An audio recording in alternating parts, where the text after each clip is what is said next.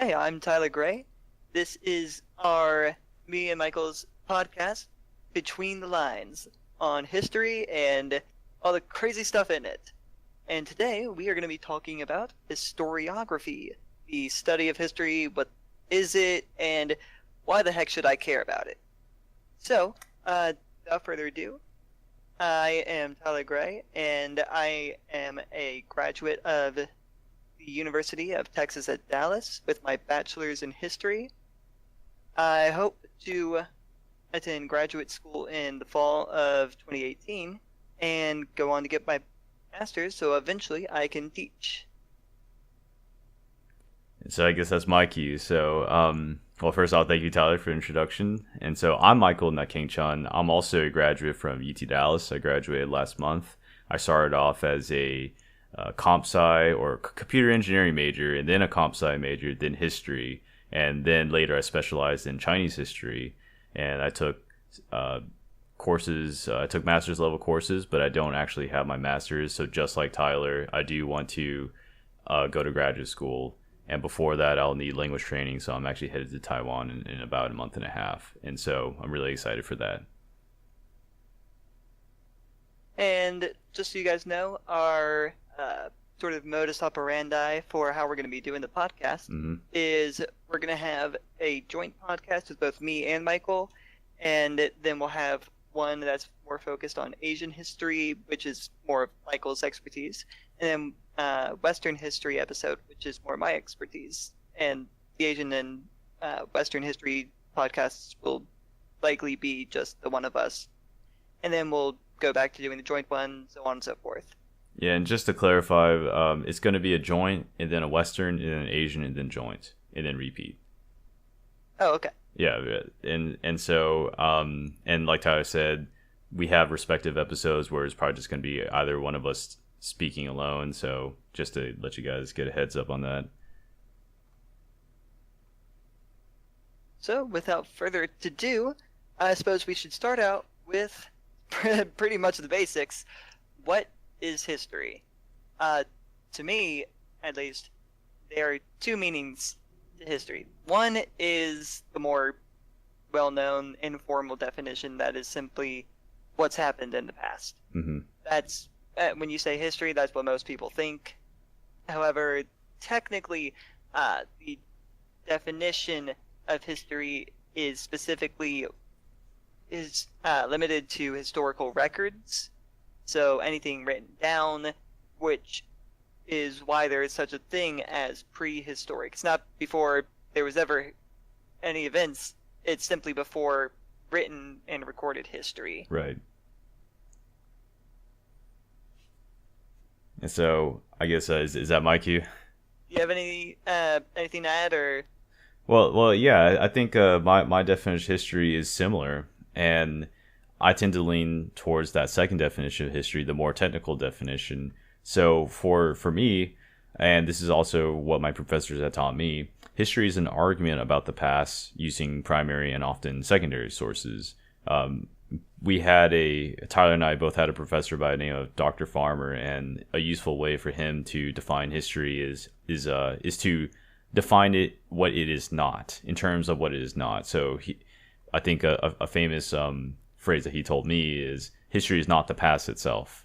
It is, in the casual term, like Tyler suggested, or Tyler said, that history is just the past in general. But really, the technical definition, maybe even the more academic definition, is that history is not the past itself. Historians have to produce history through interpretation, which is a subjective act. It's a human act, and therefore history is not entirely objective. And so history is not a collection of a timeline, not a collection of facts, not a timeline.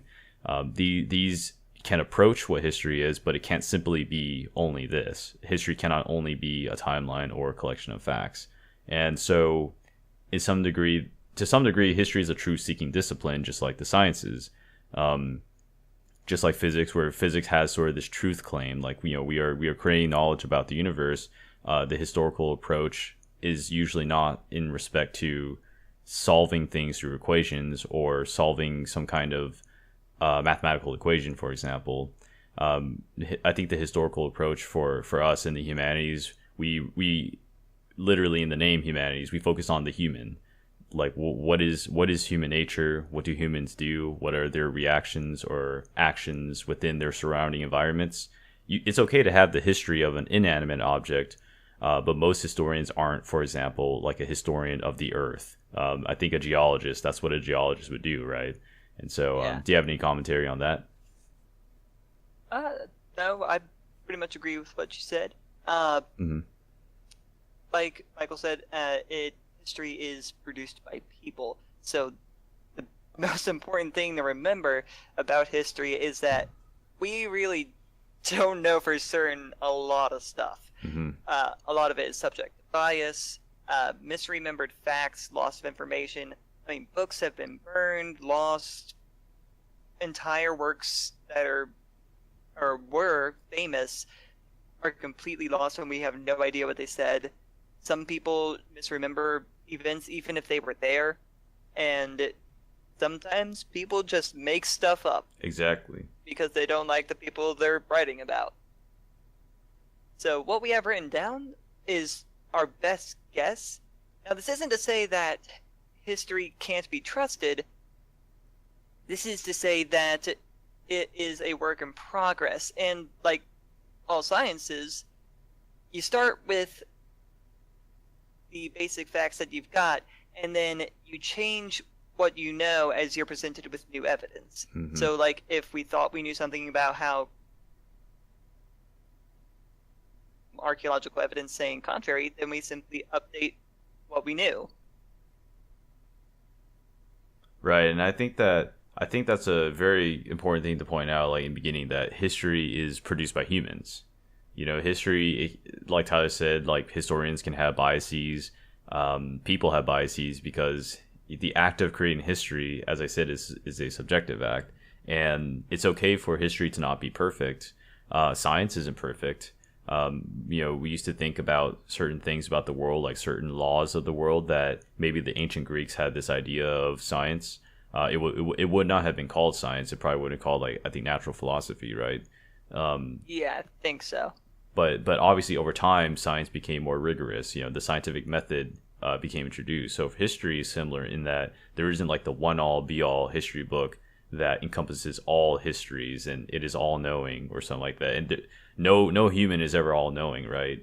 No one can go Not for lack of trying. right, and like you can't go back and forward in time. We don't have a time machine, so we can't witness these events. You know, it would have been great, you know, if historians had time machines, you know, but this isn't Doctor Who, so we have to. First thing I do when people invent time machines is taking one back so I can use it right now. Yeah, I think maybe the people who believe that history is like the absolute truth, that is up to interpretation. I personally say it's not, but as you said, it's not that history cannot be trusted. We can get close to what we think is the truth, but we have to be maybe skeptical of what is presented to us. Yeah. So that seems like a good segue into our main topic today, the history of history. You know, where does it start? How has it been studied? You want me to take the lead on this one, or? Yes, please. Okay. So, going back as far as we can, the earliest, like,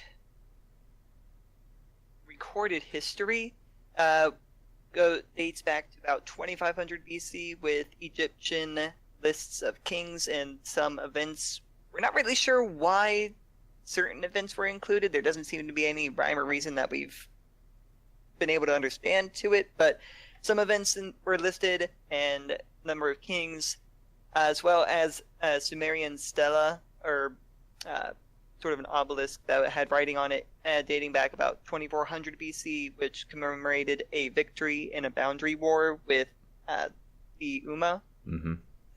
And these are the earliest pieces of recorded history that we have. So history, as we know, it goes back to about 2500 BC, but these were just, when we say recorded history, we say these are recorded events and people. They're not really specific histories. Uh, most histories were at that time told through stories and mythology, lore. The first like more grounded and critical approach to history was Herodotus, Mm-hmm. the Greek, also known as the father of history. He wrote the histories in 484, like uh, he lived from 484 to 425 BC in the Persian Empire, and he wrote histories. He, I have had the most creative mind when it came to names, but it was accurate, and or at least Mm-hmm. the title was. Uh, the actual work itself is somewhat inaccurate because, as he states in the introduction, he pretty much just wrote down what he was told. He saw it as his purpose not so much as to parse out exactly what happened, but rather to write down what people said happened. His was more recording of what people told him than it was a recording of history. And so, But if it's okay if I ask, like, yeah, why is he dubbed the father of history? because it was the first to try to exclude, you know, using acts of God or uh, the mythological stories and monsters to tell history, such as the Iliad and the Odyssey, and instead it focused specifically on down to earth events. Right. So a secular history, in other words, is that right? Yeah. Um, the personally the person I find to be more of the father of history, although he was taking a lot of inspiration from Thucydides. Herodotus, was Thucydides, who lived in around 460, 400 BC, Mm-hmm. right after, like during time of Herodotus, and he wrote the history of the Peloponnesian War. Right. The reason I say that personally, I find him to be more the father of history is because he specifically wrote uh, only events that he was personally there for, or he had specific eyewitness accounts. And when he does have eyewitness accounts, he specifically says that he would check as many eyewitness accounts as he could and to check their stories as closely as possible. He even recognized some of the issues with trying to tell history at that time and in general, stating that most people will not take the trouble in finding out the truth, but are Right. much more inclined to accept the first story they hear. And that it was difficult for him to pin down exact events because even with eyewitness accounts from a single event, different eyewitnesses could give him different accounts, just from personal bias or misremembered facts. Yeah, and those kinds of ideas are definitely what we see in the modern history profession. And so I can see how you dub him as more as the father of history rather than Herodotus. And so that just a good point to I think that's a good point to make. The things that he does are, those are things that we still do as historians to this day. Yeah. And this quote for me from him particularly says a lot. He says, "It will be enough for me if these words of mine are judged useful by those who want to understand clearly the events which happened in the past, and which, human nature being what it is, will at some time or other and in much the same ways be repeated in the future. My work is not a piece of writing designed to meet the taste of the immediate public, but was done to last forever." And that really speaks to me because he's saying he's not writing it to be some play or fanciful story. Mm-hmm. He's writing it so that people will understand what happened and why it happened, and take and talks about how human nature being what it is, the events that have happened will likely be repeated, maybe not exactly the same way, but very similarly in the future, which is pretty close to what we have the modern day saying of that history repeats itself. Right. I mean, I agree. I don't have any disagreements about what he said. I think of him as an inspiration as well. So, moving on from the Greeks and over in Asian culture, we have the Shiji, or historical records, by Sima Qian. I believe I'm pronouncing that right. Qian, is So that right? it's Sima Qian. Sima Qian. I'm sorry. It's See, a this is why ch you're the sound. Asian Yeah, history person. it's Tian. So ch. So the q is actually a ch sound. Oh, it's CH sound. Okay. Mm-hmm. But go Qian. ahead. In which he was an account of the entire history of China up through the establishment of the Han Dynasty in about 206 BC. Obviously, with the further back it goes in history, it's less detailed and perhaps less accurate. But as he approached his own time, he started to be able to question eyewitnesses and make use of official documents, Mm-hmm. making it more detailed and accurate. However, one issue with classical Chinese historians, at least according to sources I've read, is that they don't, in the past, they did not refer to their sources or explain why they chose a particular source over the other Mm-hmm. when they have conflicting sources, which is something that modern day historians are pounded about constantly. You always have to cite your sources, you gotta explain, why are you going with this source rather than another one. And then also in Asian culture, perhaps you can pronounce this one for me as well.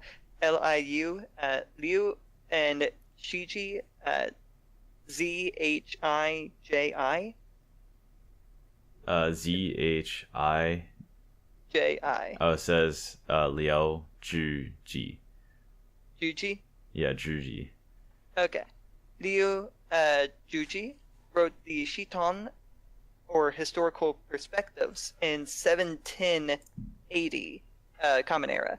And that was the first comprehensive work on historical criticism. Not about specific events in the past, but Mm-hmm. specifically how to do history and some of the problems with it.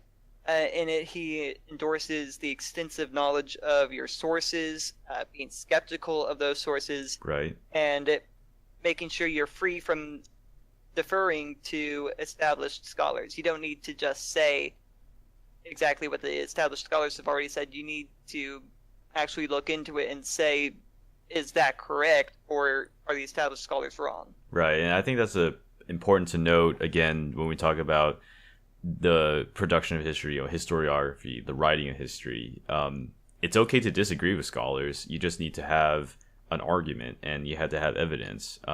We can't believe every single scholar out there. Like there are some scholars with some pretty big interpretations about history. Some of them perhaps just get a point or two wrong. Some of them are totally wrong. But again, this shows the fact that history is an interpretive act, and it's okay to disagree on an interpretation. You just need to have your sources ready. You need to have an argument ready. You need to be prepared to defend yourself, to defend your thesis. In other words, Yeah. instead of just taking it for face value, like, oh, okay, he's a respectable guy, or he's a guy. He may be all the way up here. I'm putting him on the pedestal, but he is just human too, and it's okay to disagree with such people. Yeah. So, just one more person that I want to finish off with for the more like ancient, or in this case, not very ancient, but more classical historians, is a quote from Niccolo Machiavelli's Discourses on Livy in chapter 39, book 1. This one, he says, anyone who studies current and ancient affairs will easily recognize that the same desires and humors exist and have always existed in all cities and among all peoples. Thus, it is an easy matter for anyone who examines past events carefully to foresee future events in every republic and to apply the remedies that the ancients employed, or if old remedies cannot be found, think of new ones based upon the similarity of circumstances.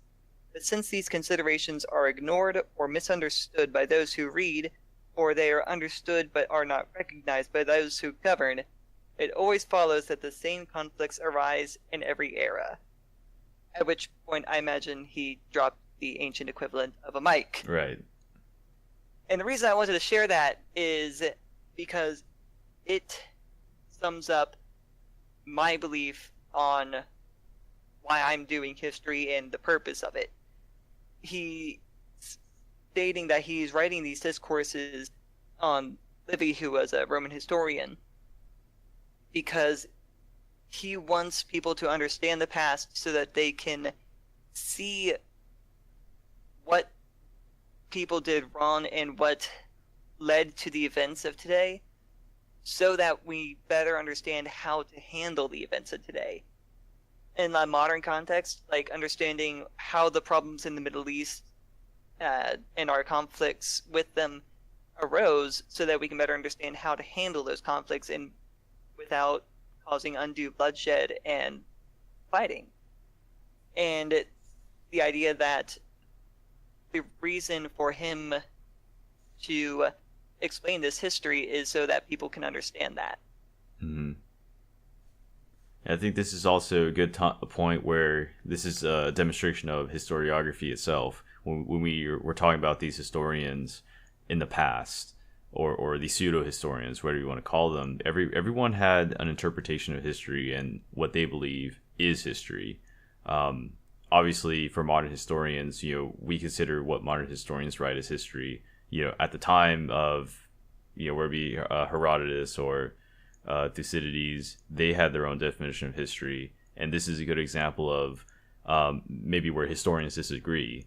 And so for Tyler and I, we are two separate historians, and so Tyler's more of a classical historian for Roman and Greek civilizations. Is that right? Yeah. And I'm a modern Chinese historian. And so we are in different fields, but we also have different approaches and maybe different ideas about history. And so Tyler is sort of suggesting this idea that history is sort of like a tool or like a way to understand the past in order to make better and informed decisions in the present. Is that right? Yeah. And so that we can better understand what's going on. Mm-hmm. And I think that is a great approach to history. That's a great idea about history. Now, for me, that's more of a secondary, I guess, reason why I study history. I think at one point that would have been a stronger point for me. But for me, the main reason why I study history and write history and do these things is because I want to increase conceptions about the past. I want to widen and broaden our understandings of the past. And then using that understanding, go into what Tyler said. Let's use that understanding to inform the present about why the world is the way it is. And so for me, maybe my approach to history it starts a little bit more academic. Maybe I want to create history first and understand it before I start teaching it. But we both agree that we need to teach history. I don't think we would have been historians if we couldn't teach history. We're not doing it for the money. Yeah, you definitely don't do it for the money. And so there is something worth it. We both believe that there is something worth teaching. I never said I disagree with Tyler. I just said that might have been my second reason for studying and teaching history. So we both agree that we should teach history. And, we don't need to get into pedagogical skills. That's a different thing. But we both do agree that there is something worth it. And we both do agree that the past can inform the present. Hey, Michael, how are we doing on time? So we are at the 24-minute mark. Okay, then should wrap things up with the history of history. So, getting into more modern history, mm-hmm. with the rise of the scientific method had a pretty big impact on the study of history. The idea of the scientific method made a lot of people question history and claim that history was not a true science because it could not be tested. Right. And to a certain extent, they are not wrong in that it's very difficult to test history. I mean, we can come up with evidence and try and piece together the past as best we can. Mm-hmm. But trying to make larger theories based on those, such as economical theories, political theories. Those are a lot more difficult to test because most governments don't really like it when you say, hey, you should make this policy just so we can test it and see what happens. Mm-hmm. That said, it's also led to a more rigorous and critical approach to history, as some people try to create more hard and scientific rules to it. For example, Montesquieu was inspired by the scientific method to try and come up with an idea for why different countries have different types of governments based on the size of the country and the type of terrain it was in. Mm-hmm. And especially Darwinism and evolution had an impact on the ideas of history, causing some to try and view history as sort of a line of human progression from less advanced to more advanced, which largely inspired the idea of the Stone Age, Bronze Age, Iron Age. Although this is kind of questionable because there are civilizations and societies that, skipped certain stages or went to a certain stage and then were attacked or something happened and they fell backwards. Yeah, regression. And regressed. So this sort of entered into the idea of history with the scientific method and trying to have a more rigorous approach to it. But the professional practice of history did not begin until very recently in 1759 in a university in Hanover. Yeah. With the appointment of Johann Gaderer to the chair of history. And at the time, there weren't really history departments in universities. This was the first one to have that, and it started to become more popular in Germany and the areas that made up what is now Germany, anyways. And it wasn't until late 1800s that it really took off in other countries such as France and the U.S. For example, in the U.S. in 1875, there was no historical profession at all. But by 1900, there was the American Historical Association, the American Historical Review Journal, and several university PhD programs that had been established. Teddy Roosevelt even served as the president of the American Historical Association in 1912. And that was really when history as a profession and the modern idea of what a historian is took off. Right. And it's important to note that history as a modern profession is kind of new. I mean, like 100 or so years, maybe like 120. Yeah. This isn't like doctors, for example, who there was always the need for a healer or something like that, and you could get paid for that. Even in the Middle Ages, for example, you could sell herbs or something like that, or you can perform maybe pseudoscience. But for historians, it really was until the 1800s, like late 1800s, that history became a profession that you could major in and you could get paid for. Like people like Niccolo Machiavelli, they were part historians, but they were also something else. Like being a historian for him wasn't his 100% profession. That wasn't his full-time job. They were politicians. Yeah, they were politicians. Simply inheritance. Yeah, politicians, diplomats, might be merchantmen, might be government workers. These are people who their primary job wasn't to produce history, but on the side they produce history. And so it wasn't until, like Tyler said, the late 1800s that you could major in history, you could get a PhD in history, you could become a professor. And so I guess in my kind of understanding of the timeline, I kind of think that history as a modern profession is fairly new. Yeah, which is probably why we have more like specific names for classical and past historians, whereas nowadays we have more schools of thought that we will mention. than a specific historian. And while that caused it to take off in the U.S. and it had the profession, it wasn't until after World War II that with higher education in general and an interest in the past expanded rapidly. Mm-hmm.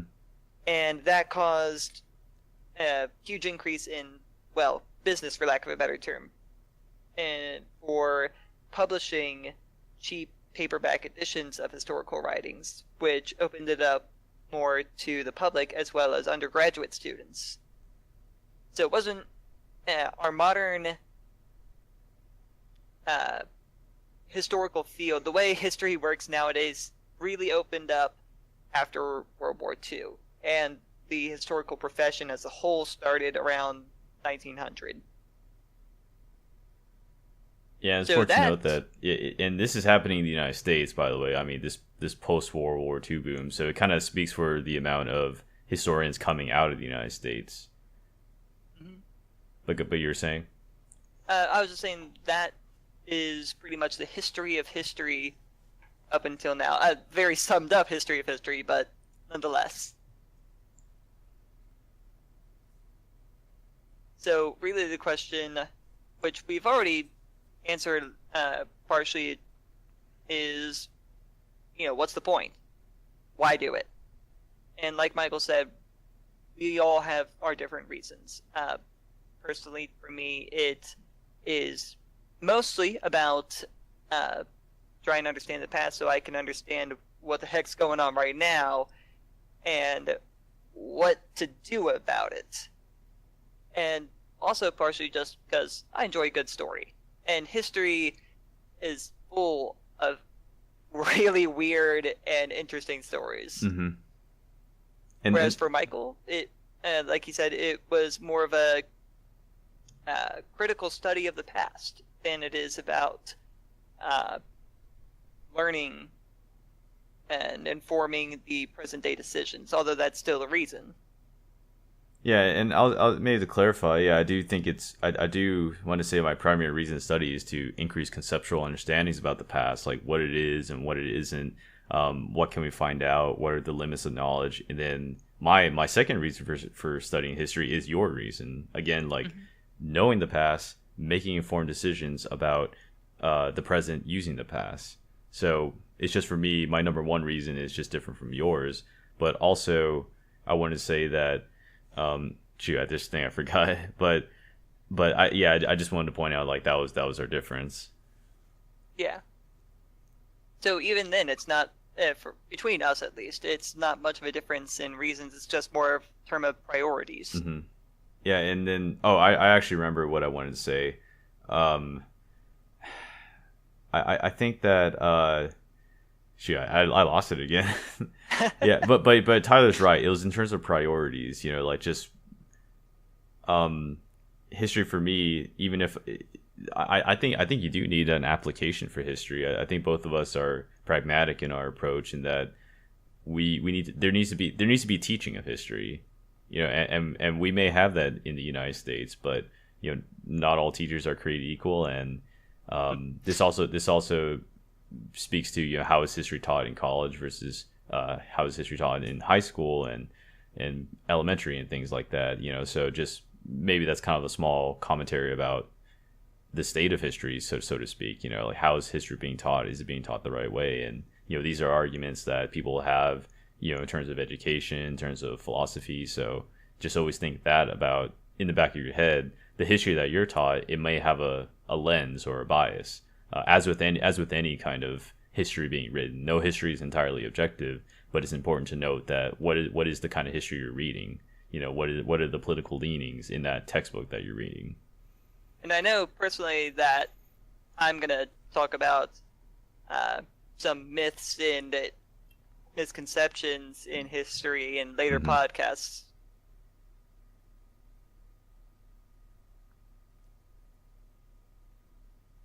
So I guess if we exhausted our topics, should we wrap up, or do we have a topic left over? No, well, I hope you guys have enjoyed our podcast. This is obviously our first one. Hopefully not too obviously. Hopefully it was a little pretty good. Uh, Yeah, 2 thumbs up. hope so. We're aiming to put out around one every week.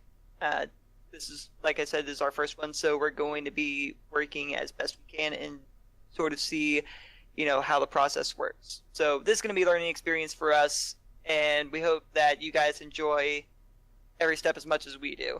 Mm-hmm. All right, and I guess for me, all I gotta say is what Tyler said. Thank you so much for stopping by and tuning in, and we hope to produce quality content for you guys. All right, well, take care and see you next time on Between the Lines. All right, between the lines. See you guys.